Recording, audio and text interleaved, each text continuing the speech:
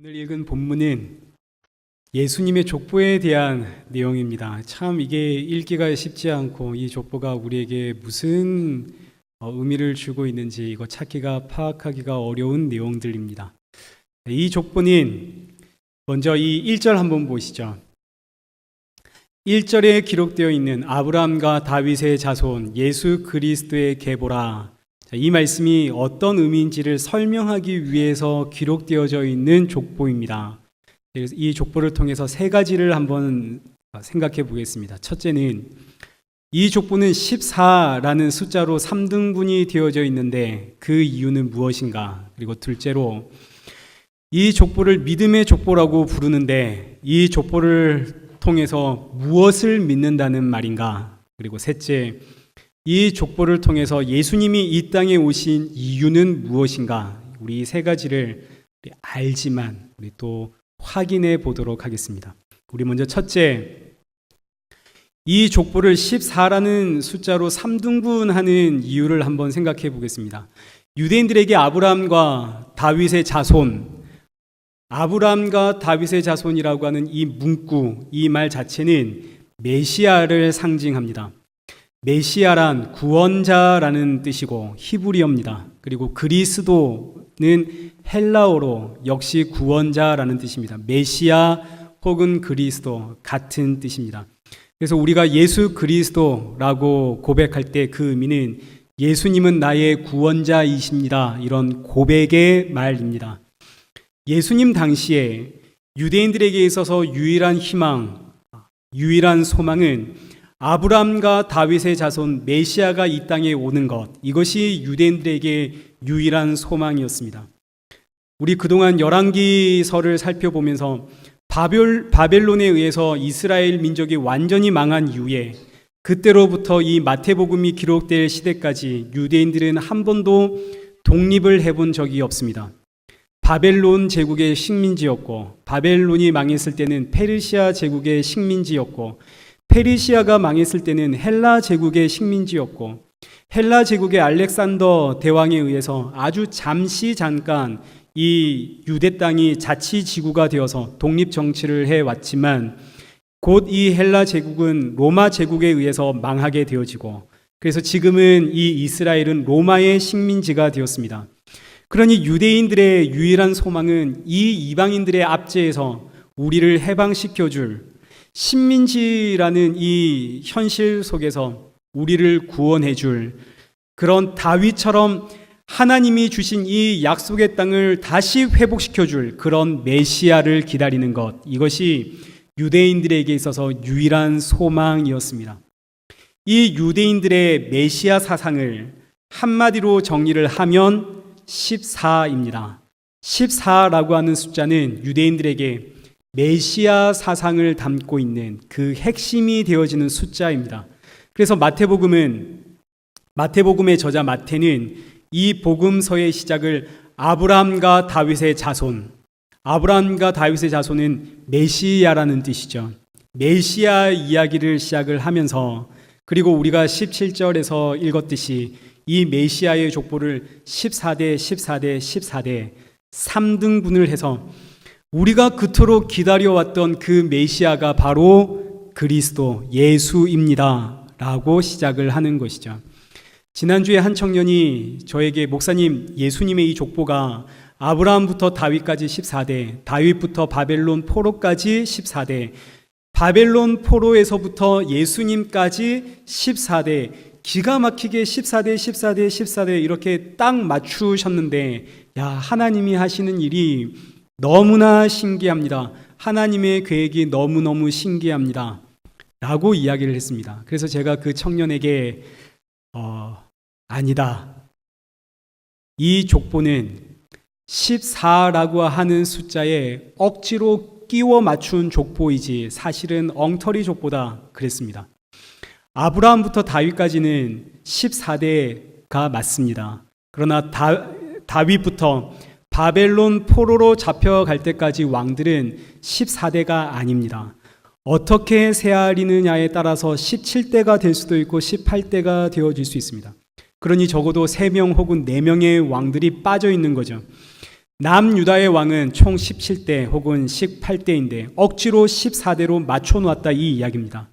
그리고 바벨론 잡혀간 후부터 예수님까지는, 여러분 집에 가셔서 성경 이 세 번째 14대를 한번 꼼꼼히 새알려 보시면 13대입니다. 한 대가 모자랍니다. 그런데도 억지로 14대라고 주장하고 있는 것이죠. 그러니 이 족보는 유대인들이 읽어보면 대번에 이건 엉터리인데 라고 알게 되어지는 족보입니다. 아브라함부터 다윗까지는 14대이지만 다윗부터 바벨론 망할 때까지는 왕들이 17대가 되어야 정상인데 왕들의 족보를 14대로 맞추고 있고, 바벨론 잡혀간 후부터 예수님까지는 13대인데 14대로 해놨으니 이건 누가 봐도 엉터리가 되는 거죠. 그래서 제가 이 족보는 억지로 14대로 맞춰놓은 족보다라고 했더니 청년이 아주 당황해했습니다. 아니, 이 족보가 14대가 아닌데 억지로 이렇게 맞춰두었다면 그럼 이 족보가 엉터리고 거짓인데 이게 대체 무슨 의미가 있단 말입니까? 여기에 너무나 중요한 의미가 있습니다. 이 족보는 아브라함부터 다윗까지 14대, 다윗부터 바벨론 포로까지 14대, 바벨론 포로부터 예수 그리스도까지 14대 의도적으로 맞추어 놓은 족보입니다. 그 이유는 첫째, 우리가 그토록 기다려왔던 메시아가 바로 예수다, 이걸 알리기 위해서, 이게 첫 번째이고, 두 번째는 이 족보가 엉터리임을 통해서 메시아는 우리가 그동안 생각해왔던 그런 메시아가 아닙니다, 이걸 이야기하고 있습니다. 그래서 먼저 14라고 하는 숫자가 왜 메시아 사상을 담고 있는지부터 우리 한번 생각해 보죠. 유대인들의 메시아 사상은 아브라함에서부터 시작을 합니다. 하나님께서 아브라함에게 이런 약속을 주셨습니다. 우리가 너무나 잘 알죠. 창세기 13장 14절 이하에 하나님께서 아브라함에게 너는 눈을 들어서 동서남북을 바라봐라. 보이는 땅을 전부 다 내가 너와 내 자손에게 주겠다. 영원히 주겠다. 뿐만 아니라 너의 자손은 이 땅에서 땅의 티끌처럼 번성하게 될 것이다. 이제 하나님께서 아브라함에게 땅을 약속하셨고 그 땅에서 땅의 티끌처럼 번성할 것, 하늘의 별처럼 번성하게 될 것이라는 약속을 주셨습니다. 그런데 하나님께서 아브라함에게 주신 이 약속이 언제 완전하게 성취가 되어지냐면 다윗 때에 완전하게 성취가 되어집니다. 하나님께서 아브라함에게 가나안 땅 주겠다고 했는데 이 가나안 땅은 아브라함부터 1000년 뒤에 다윗이 와서 이제 그 땅을 다 차지하게 되어지는 거죠. 그래서 유대인들은 하나님께서 아브라함에게 약속하신 그 자손을 다윗이다 이렇게 보았습니다. 아브라함의 자손 이 다윗을 통해서 하나님이 약속의 땅을 주셨고 다윗을 통해서 땅의 티끌처럼 하늘의 별처럼 우리의 자손을 번성하게 하셨다 이렇게 본 것이죠. 이때 히브리 알파벳은 그 자체로 숫자를 품고 있습니다. 예를 들어서 영어에 A, B, C, D가 있으면 A는 1, B는 2, C는 3, D는 4 이런 식으로 다윗이라고 하는 이름의 그 알파벳을 풀면 달렙 와우 달렙이라고 해서 464 이 알파벳의 숫자를 더하면 다윗이라고 하는 이름이 가지고 있는 수가 나옵니다. 그 수가 14가 되어집니다. 다윗의 이름의 수는 14. 그런데 신기하게도 아브라함부터 다윗까지의 그 대수가 14대입니다. 하나님이 아브라함에게 약속하신 그 땅을 아브라함의 14대 자손이 그리고 그 이름도 14가 되어지는 다윗이 성취하게 되는 거죠. 그래서 이때부터 이제 14는 유대인들에게 아주 특별한 수가 되어집니다. 하나님의 약속이 성취된 수 14, 약속의 수가 되어지는 것이죠. 그런데 하나님께서 이번엔 다윗에게 이런 약속을 주십니다. 사무엘하 7장 12절에 하나님께서 다윗에게 내 몸에서 날 내 씨를 내 뒤에 세워서 그의 나라를 견고하게 하겠다. 그는 내 이름을 위하여 집을 건축하게 할 것이고 나는 그의 왕위를 영원히 견고하게 하리라. 하나님께서 다윗에게 너의 후손이 이 나라를 영원토록 견고하게 할 것이다. 이런 약속을 주셨습니다. 당시 이스라엘 백성들은 그 후손이 솔로몬인 줄 알았습니다. 그런데 이 솔로몬으로 인해서 나라가 견고해지기는커녕 솔로몬으로 인해서 나라가 반으로 나뉘어지죠. 그 이후로 나라가 회복되어지기는커녕 이제 완전히 바벨론에 의해서 망하게 되어집니다. 이때부터 이사야 선지자, 예레미야, 에스겔, 미가, 아모스, 학개, 말라기 이런 등등의 수많은 선지자들이 메시아를 예언하게 되어집니다. 다윗의 후손 메시아가 오면 모든 나라가 보물을 들고 시온산, 저 예루살렘으로 모인다는 것이죠. 그래서 이때부터 유대인들은 다윗의 후손 메시아를 기다려 오는데 다윗의 이름이 14이고 또 14는 하나님께서 아브라함에게 주셨던 그 약속이 성취된 수고, 그래서 이제 다윗의 후손이요 하나님의 약속이신 그 메시아를 기다리는 수가 14가 되어졌습니다. 14라고 하는 수는 유대인들에게 메시아를 사모하게 하는 아주 특별한 숫자, 하나님께서 다윗에게 약속하신 그 약속이 성취될 것이라는 이스라엘 백성들의 간절한 소망을 품고 있는 메시아의 수가 되어지는 것이죠. 이 메시아의 수 14를 가지고 마태복음의 저자 마태가 성령의 감동으로 이 복음서를 쓰면서 그 시작을 14라는 숫자를 통해서 일종의 워드 플레이를 하고 있습니다. 우리 1절부터 한번 다시 한번 보시죠. 아브라함과 다윗의 자손 예수 그리스도의 계보라. 우리 성경에는 아브라함과 다윗의 자손이라고 번역되어 있지만 원문에는 다윗 그리고 아브라함의 자손이라고 다윗이 가장 먼저 등장을 합니다. 그러니 달리 표현하면 마태복음은 그 첫 구절이 다윗이라고 시작을 하는 거죠. 다윗의 수가 뭐라고요? 14. 그래서 마태복음의 1장 1절은 14 그리고 아브라함의 자손 예수 그리스도의 계보라. 그래서 이 말씀을 이 첫 구절을 읽을 때에 유대인들의 머릿속에는 14라는 숫자와 동시에 이거 다윗의 자손 메시아의 이야기구나 하는 생각이 절로 떠오르게끔 되어져 있습니다.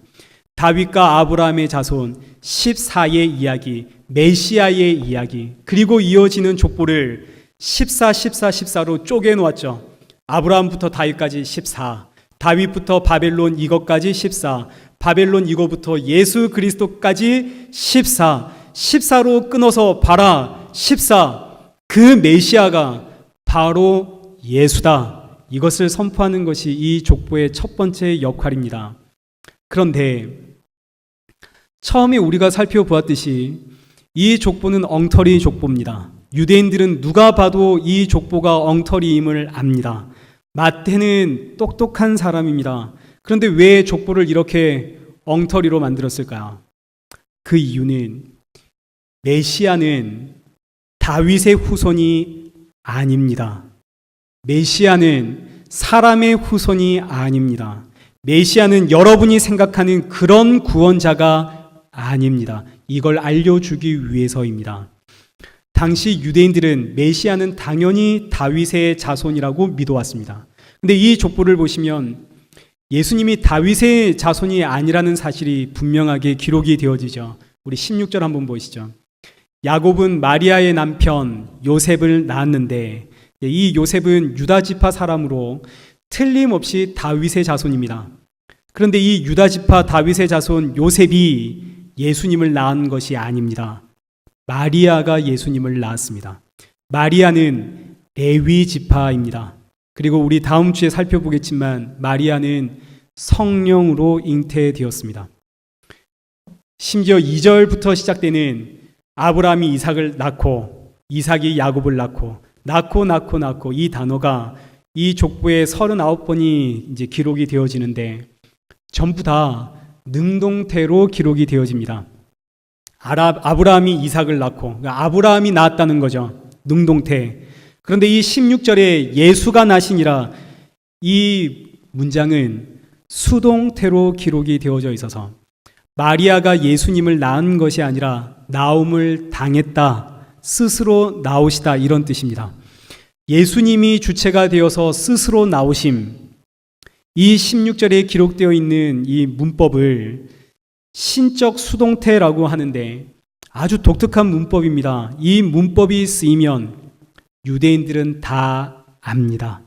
이 문법 자체가, 이 문장 자체가 하나님을 뜻하고 있다는 것을 다 아는 거죠. 하나님께만 쓰이는 문법입니다. 그러니 이 족보를 통해서, 그리고 낳고 마지막에 스스로 나오심이라는 이 특별한 문법을 통해서 그동안 유대인들은 메시아는 당연히 다윗의 자손이라고 굳게 믿고 있었는데, 마태는 이 족보를 통해서 예수는 다윗의 자손도 아니고 심지어 사람의 자손도 아니고 바로 하나님이시라고, 너와 나를 창조하신 그 하나님이 메시아이시고 그 메시아가 바로 예수님이시다라고 이 족보를 통해서 우리에게 가르치고 있는 것이죠. 마태복음의 1차 독자는 유대인입니다. 그런데 어떤 유대인이냐면 예수님을 믿는 유대인입니다. 복음을 듣고 이제 그 복음을 더 알아가길 소원하는 유대인들이 1차 독자이지, 예수님을 믿지 않는 유대인들은 이 마태복음 읽을 가치가 없는, 그 시작부터 엉터리가 되어지는, 읽을 이유가 없는 책입니다. 그러나 예수 그리스도를 믿는 유대인들에게는, 이제 복음을 듣고 그 복음을 더 알아가길 원하는 유대인들에게는 이 마태복음 1장의 족보 이야기는 말할 수 없는 충격과 감동과 감격으로 다가오는 거죠. 예수님을 믿는 유대인이 이 마태복음 1장 1절을 펼쳤습니다. 아브라함과 다윗의 자손 예수 그리스도의 계보라. 메시아 이야기를 시작하려고 하는구나. 쭉 족보를 보는데 이 족보가 14대로 끊긴 것이 이거 엉터리 아닌가. 그런데 마지막에 예수가 나시니라. 이 신적 수동태를 보면서 메시아는, 우리가 그동안 그토록 기다려왔던 메시아는 다윗의 육적 혈통이 아니라, 사람의 후손이 아니라 천지를 창조하신 바로 그 하나님이 육신을 입고 이 땅에 오신 거구나. 그분이 바로 예수님이시구나. 여기에 엄청난 충격과 감동을 경험하게 되는 것이죠. 하나님이 오셨군요. 우리는 메시아가 사람의 혈통, 다윗의 자손인 줄 알았는데, 그런데 메시아는 아브라함과 전혀 관계가 없고 다윗과 전혀 관계가 없는, 세상에 천지를 창조하신, 너와 나를 창조하신 바로 그 하나님이 메시아이시군요. 그 하나님이 오셨군요. 그래서 이 족보 끝에 1장 23절, 보라, 처녀가 잉태하여 아들을 낳으리요 그 이름을 임마누엘이라 하리라. 이를 번역한즉 하나님이 우리와 함께 계시다. 이 족보는 그렇군요. 임마누엘의 족보이군요. 하나님이 오셨습니다. 너와 나를 창조하신 그 하나님이 너를 구원하기 위해, 나와 함께하기 위해 이 땅에 오셨군요. 이걸 외치게끔 만드는 족보가 바로 이 마태복음 1장의 족보입니다.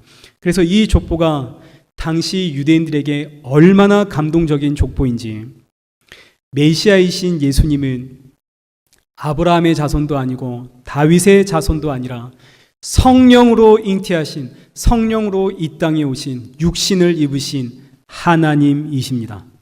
그 하나님이 우리와 함께하기 위해 오셨습니다. 이것이 이 족보가 말하고 있는 두 번째 역할입니다. 이제 둘째로, 이 족보는 믿음의 족보로 복음이 무엇인지를 우리에게 가르치고 있는 족보입니다. 복음이란 무엇인가? 복음이란 무엇입니까? 누구든지 행위가 아니라 믿음으로 말미암아 구원을 얻는다. 이게 복음이죠. 믿음으로 구원을 받습니다. 그래서 이 족보가 누구로부터 시작을 하냐면, 우리가 잘 알고 있는 믿음의 조상이라고 불리우는 아브라함부터 시작을 합니다. 믿음의 조상 아브라함으로부터 시작하는 이 믿음의 족보, 2절부터 한번 보시죠. 아브라함이 이삭을 낳고, 이게 왜 복음입니까? 하나님께서 아브라함에게 아들 주겠다 하셨습니다. 근데 아브라함이 나이가 많아졌고 그의 아내 사라도 나이가 많아져서 이제는 아기를 가질 수 없는 몸이 되었습니다. 아브라함과 사라가 고민을 하죠. 하나님께서 아들 주겠다 하셨는데 우리가 하나님의 뜻을 이루어 드려야지 이렇게 아무것도 안 하고 있는 것이 옳지 않다. 어떻게 하면 좋을까? 사라가 당시의 풍습을 따라서 여종 하갈을 아브라함에게 주자. 하갈을 통해서 늦기 전에 아들을 낳으십시오. 그래서 우리가 하나님의 뜻을 이루어 드리십시다. 아브라함이 하갈을 통해서 아들을 낳았습니다. 그 아들의 이름이 이스마엘이죠. 아브라함이 이 이스마엘을 낳아서 하나님께 갑니다. 하나님, 당신의 은혜로, 당신의 뜻대로 제가 이 아들을 낳았습니다. 받으십시오. 그러자 하나님이 어떻게 하셨나요? 그 아들 쫓아내라. 너의 힘과 너의 노력으로는 나의 기업을, 나의 이 유업을 이어받을 수가 없다. 그 아들 쫓아내라. 하나님 쫓아내시죠. 그리고 하나님께서 사라를 통해 내가 사라를 통해서 아들을 줄 것이다. 이 말씀 앞에 아브라함이 웃고 사라도 웃습니다. 어이가 없어서 웃는 거죠. 비웃음입니다. 사라는 늙어서 아기를 낳을 수가 없는 몸인데 어떻게 아기를 낳습니까? 비웃죠. 그래서 하나님이 아기를 낳으면 그 이름을 이삭이라고 해라. 그 이삭의 이름의 뜻이 웃음이라고 하는 뜻입니다. 너희가 지금 비웃지. 그런데 너희들 그날에는 참으로 웃을 것이다. 그래서 그 아이의 이름이 이삭. 그럼 이제 아브라함은 무엇을 믿었나요? 아브라함은 믿은 것이 아무것도 없죠. 아브라함은 믿지 않았고 하나님을 비웃었습니다. 아브라함은 행위로 만들어낸 이스마엘을 하나님께 올려드렸는데 아브라함의 그 행위는 쫓겨나고 심지어 아브라함은 하나님의 말씀을 믿지도 않고 비웃었는데도 불구하고 하나님의 약속은 아브라함을 통해서 이루어지죠. 하나님께서 이삭을 아브라함 안에 밀어 넣어 주십니다. 아브라함 안에 넣어 주심. 그래서 마침내 아브라함과 사라로 하여금 웃게 하심. 나는 한 것이 아무것도 없습니다. 나는 비웃었는데 하나님이 내 안에 넣어주신 그 믿음으로 인해서 웃고 그 믿음으로 인해서 구원을 받았습니다. 아브라함은 하나님 앞에서 자랑할 게 아무것도 없죠. 지금 복음의 이야기를 하고 있는 겁니다. 이삭이 야곱을 낳았습니다. 이삭은 쌍둥이를 낳았습니다. 첫째는 에서고 둘째는 야곱이죠. 우리 로마서 9장 13절 한번 보시죠. 이 로마서 9장 13절 이하의 말씀에 보시면 내가 야곱은 사랑하고 에서는 어떻게 했다고요? 미워했다고요. 14절 그런즉 우리가 무슨 말하리요? 하나님께 불의가 있느냐? 그럴 수 없느니라. 모세에게 이르시되 내가 긍휼히 여길 자를 긍휼히 여기고 불쌍히 여길 자를 불쌍히 여기리라 하셨으니 그런즉 원하는 자로 말미암음도 아니요 다른 박질하는 자로 말미암음도 아니요 오직 긍휼히 여기시는 하나님으로 말미암음이니라. 내가 원한 대로 되는 것이 아닙니다. 오직 하나님의 긍휼히 여기심, 하나님의 그 불쌍히 여겨주심으로 하나님이 야곱 안에 믿음 넣어주셔서 구원해 내셨다는 이야기입니다. 야곱의 행위가 아니죠. 하나님께서 넣어주신 그 믿음으로 구원하심. 야곱도 자랑할 게 없죠. 복음의 이야기입니다. 또 2절과 3절 한번 보시죠. 이런 말씀들이 계속 이어집니다. 야곱은 유다를 낳았습니다. 그런데 유다는 다말에게서 베레스와 세라를 낳는데 이 다말이 유다의 며느리입니다. 시아버지와 며느리가 관계를 해서 자녀를 낳았다는 거죠. 세상에 이건 윤리와 도덕 그리고 상식을 완전히 깨버리는 말도 안 되는 사건이 일어났습니다. 근데 이 행위로 구원이 아니라 뭐로 구원받는다고요? 하나님이 넣어주신 그 믿음 때문에 구원을 받는다는 거죠. 물론 이 이야기는 이렇게 가볍게 보고 넘어갈 이야기는 아니고 보다 더 깊은 내용이 있지만 또 그건 우리 창세기를 할 때 한번 살펴보시고 5절에 살문은 라합에게서 보아스를 낳았는데 라합은 창녀입니다. 창녀를 통해서 자녀를 낳고 또 보아스는 룻이라고 하는 이방 여인을 통해서 오벳을 낳고 그리고 이제 이 족보의 정점에는 6절 다윗은 우리야의 아내에게서 솔로몬을 낳았는데 남의 아내에게서 아이를 낳았다는 이야기입니다. 얼마나 터무니없는 이야기입니까? 다윗이 충성스러운 신하 우리아가 전쟁터에 있을 때 우리아의 아내와 간음을 했다는 이야기죠. 그 사실을 숨기려고 전쟁터에서 우리아를 죽입니다. 이어지는 내용 우리 다 살펴볼 시간이 없으니까요. 마태복음 1장에 기록되어 있는 이 족보는 전부 다 죄로 가득 차 있는 족보입니다. 불신앙의 족보이고 하나님을 비웃었던 족보이고 막장 드라마도 이런 막장 드라마가 없는 그런 죄의 족보. 이 족보 안에 있는 그 누구도 행위로는 하나님 앞에 구원받을 자가 단 한 사람도 없죠. 하나님 앞에 나 잘했습니다 하고 나설 자가 아무도 없습니다. 아브라함부터 다윗까지 이 14대의 족보는 아브라함은 하나님의 약속을 비웃었고, 그리고 다윗은 남의 아내와 간음을 해서 아들을 낳았고, 아브라함으로부터 다윗으로 끝이 나는 이 14대의 족보, 죄만 가득 차 있죠. 그런데 이 족보를 무슨 족보라 한다고요? 믿음의 족보. 믿음이란 하나님의 긍휼히 여겨주심, 불쌍히 여겨주심, 그래서 믿음 넣어주심, 이로 인해서 오늘 저와 여러분이 구원을 받습니다. 이게 복음이죠. 행위로는 아무도 자격이 없습니다. 하나님이 믿음 넣어주셔서 구원을 받습니다. 이때 믿음이라고 하는 것은 내가 원한다고 해서 생기는 것도 아니고 내가 한번 믿어보자 결단해서 생기는 것도 아닙니다. 나는 믿을 마음도 없고 나는 원하지도 않았는데 내 안에 그 믿음이 들어와 버림. 복음이죠. 그럼 대체 이 믿음이 뭡니까? 아브라함 안에 하나님이 넣어주신 믿음, 이삭과 야곱 안에 하나님이 넣어주신 그 믿음이 대체 뭡니까? 이 믿음의 족보가 말하고 있는 믿음의 본질, 핵심, 대체 하나님은 무슨 믿음을 넣어주셨다는 겁니까? 믿음이라는 것이 대체 뭡니까? 16절 믿음의 족보의 결론입니다. 마리아에게서 그리스도라 칭하는 예수가 나시니라. 이것이 믿음의 족보의 결론, 핵심, 믿음의 본질이죠. 아브라함부터 시작하는 이 믿음의 족보 마지막에 누가 나셨다고요? 마리아를 통해서 예수가 나시니라. 이 문법이 무슨 문법이라고요? 신적 수동태. 유대인들은 이 문장을 보면 압니다. 아, 이거 하나님이시구나. 예수가 하나님이시구나. 그러면 하나님이 아브라함 안에 밀어 넣어 주셨고 이삭과 야곱에게, 유다와 그 며느리 다말에게, 기생 라합에게, 모압 여인 룻에게, 다윗과 우리아의 아내에게 하나님께서 넣어주신 그 믿음이란 무슨 믿음인가요? 예수가 하나님이시구나. 그 하나님의 아들이 너와 나를 구원하기 위해 십자가에서 죽기 위해 어린 양으로 오셨구나. 구약은 그림자입니다. 어린 양으로 오신 예수 그리스도는 그동안 믿는 자들에게만 감추어진 그림자였는데 하나님께서 밝히 드러나는 것을 허락하지 않으셨는데 이제 드디어 그 그림자의 실체를 마태복음에서 드러내는 것이죠.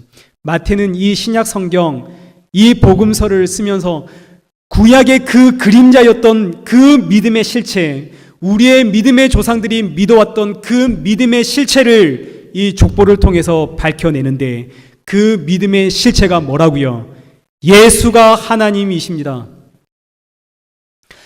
하나님이 우리와 함께하기 위해 이 땅에 오셨는데 그 하나님이 예수이시요. 그 예수가 날 구원하기 위해 저 제단에서 심판받아 죽은 어린 양이십니다.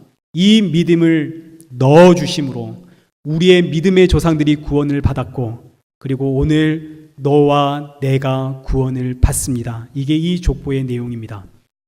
그래서 복음이라고 하는 것은 예수님이 나를 창조하신 하나님이요, 그 하나님이신 예수님이 나를 위해 죽으셨고 부활하셨습니다.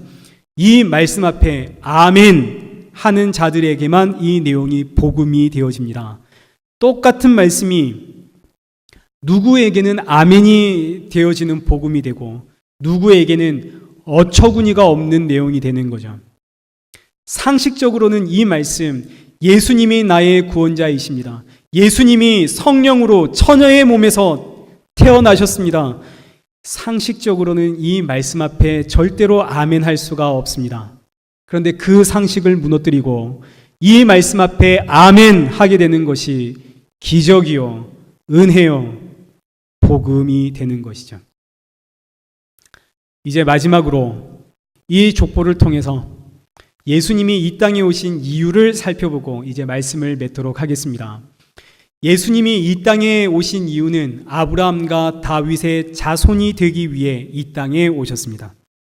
아브라함과 다윗의 자손이 되기 위해 이 땅에 오셨다라는 이 말씀의 의미는 하나님께서 아브라함에게 그리고 다윗에게 약속하신 그 약속들을 이루기 위해 예수님이 이 땅에 오셨다, 이런 뜻입니다. 예수님이 아브라함의 자손으로 오셨다는 의미는 우리 창세기 13장 14절, 하나님께서 아브라함에게 두 가지 약속 주시죠. 첫째는 내가 이 땅을 너의 자손에게 영원히 주겠다. 둘째는 이 땅에서 너의 자손이 땅의 티끌같이 번성하게 될 것이다.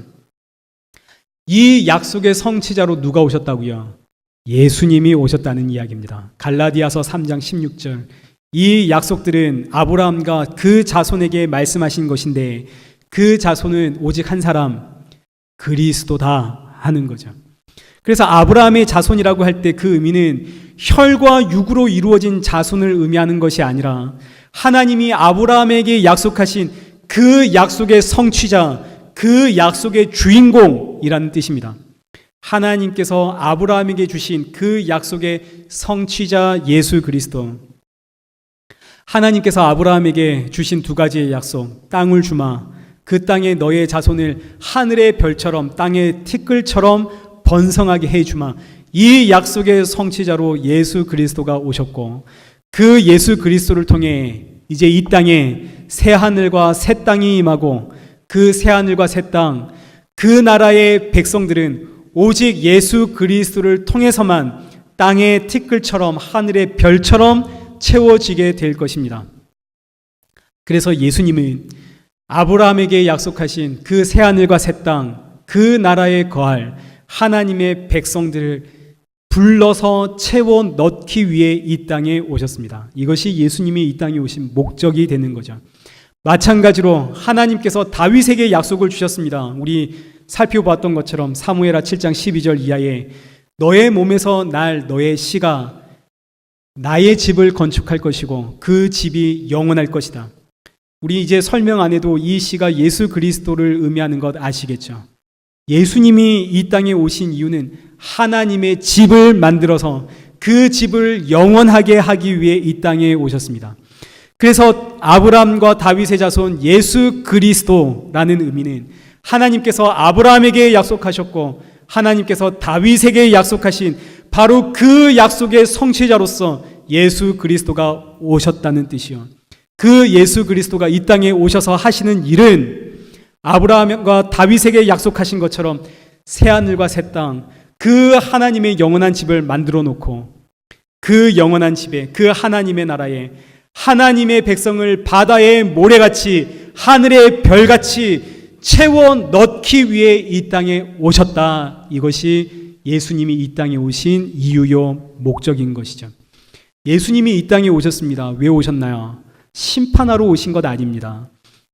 영원한 나라에 거할 하나님의 자기 백성을 찾아서 집어넣기 위해 이 땅에 오셨습니다. 물론 이제 장차 다시 오실 예수님은 심판하러 오십니다. 그날은 심판의 날입니다. 그러나 복음서에 기록되어 있는 예수님, 2000년 전에 이 땅에 오신 예수님은 심판하러 이 땅에 오신 것이 아니라 새하늘과 새 땅, 저 천국에 하나님의 백성을 찾아 넣기 위해 이 땅에 오셨습니다.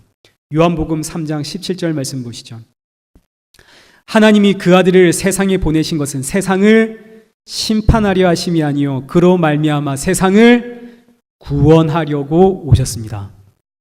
마태복음 20장 28절 인자가 온 것은 섬김을 받으려 함이 아니라 도리어 섬기려 하고 자기 목숨을 많은 사람의 대속물로 주기 위해서 오셨습니다.